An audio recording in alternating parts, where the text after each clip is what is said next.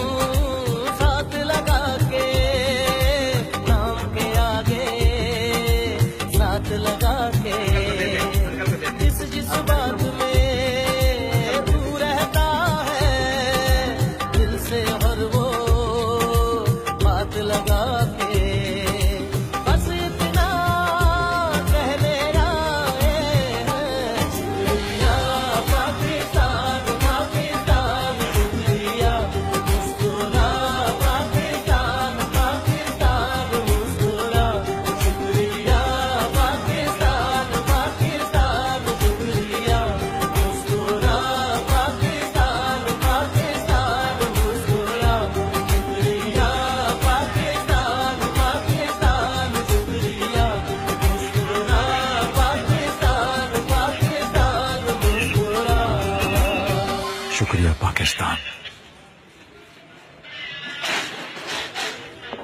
पाकिस्तान जिसका सब्ज मेरी रगों में दौड़ता है और जिन रगों में सब्ज खून दौड़ता हो वो बंजर नहीं हो सकती।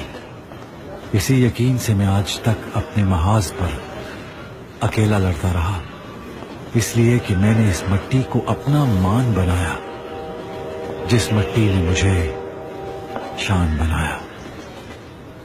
शुक्रिया पाकिस्तान, शुक्रिया पाकिस्तान।